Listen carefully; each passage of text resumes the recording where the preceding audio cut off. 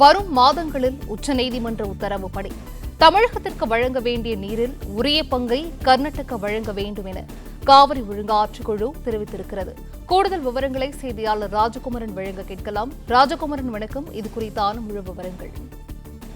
காவிரி நீர் ஒழுங்காற்று குழுவின் கூட்டம் காணொலி காட்சி வாயிலாக அதன் தலைவர் வினீத் குப்தா தலைமையில் நடைபெற்றது. இந்த கூட்டத்தில் தமிழ்நாடு, புதுச்சேரி, கர்நாடகம், கேரள மாநிலத்தைச் சார்ந்த காவிரி நீர் ஒழுங்காற்று குழுவிற்கான அதிகாரிகள் பங்கேற்றிருந்தார்கள். அதன் அடிப்படையில் கர்நாடகத்தினுடைய அதிகாரிகள் தெரிவிக்கும் பொழுது, கடந்த 2.5 மாதமாக தமிழகத்திற்கு உச்சநீதிமன்றம் வரையறுத்திருக்கக்கூடிய அளவை காட்டிலும் 97 டிஎம்சி அளவிற்கு கூடுதலாக தண்ணீர் திறந்திருப்பதாக தங்களுடைய ஆவணங்களின் அடிப்படையில் தெரிவித்திருந்தார்கள். அதன்படி கடந்த ஜூன் மாதம் முதல் தற்போது வரை 57 டிஎம்சி தண்ணீரை உச்சநீதிமன்ற உத்தரவின்படி தமிழகத்திற்கு கர்நாடகம் வழங்கியிருக்க வேண்டும்.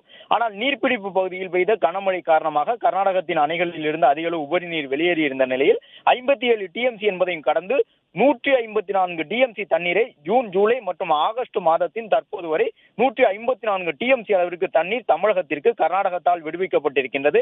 எனவே ஒட்டுமொத்தமாக 97 டிஎம்சி அளவிற்கு கூடுதலாக தண்ணீரை தமிழகத்திற்கு வழங்கியிருக்கின்றோம் என்று கர்நாடகத்தினுடைய அதிகாரிகள் தெரிவித்தார்கள்.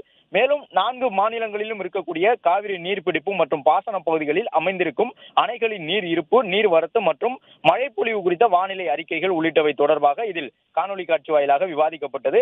அதன் நிறைவில் காவிரி ஒழுங்காற்று குழுவினுடைய தலைவர் வினீத் குப்தா உபரி நீர் தொடர்பாக தமிழ்நாடு அரசு தெரிவித்த சில கருத்துக்களையும் கேட்டுக்கொண்டு வரக்கூடிய மாதங்களிலும் உச்சநீதிமன்றம் வழங்கி இருக்கக்கூடிய உத்தரவின் அடிப்படையில் தமிழகத்திற்கு வழங்க வேண்டிய நீரில் உரிய பங்கீட்டை தமிழகத்திற்கு தவறாமல் வழங்க வேண்டும் என்று கர்நாடக தரப்புக்கு அறிவுரை வழங்கியிருக்கின்றார். தற்போது இந்த காவிரி நீர் ஒழுங்காற்று குழுவினுடைய கூட்டம் நடைபெற்று முடிந்திருக்கின்றது. காணொலி காட்சி வாயிலாக தமிழகத்திற்கான தண்ணீரை தொடர்ந்து உரிய முறைப்படி வழங்க வேண்டும் என்பதற்கான அறிவுறுத்தல் கர்நாடகத்திற்கு வழங்கப்பட்டுள்ளது.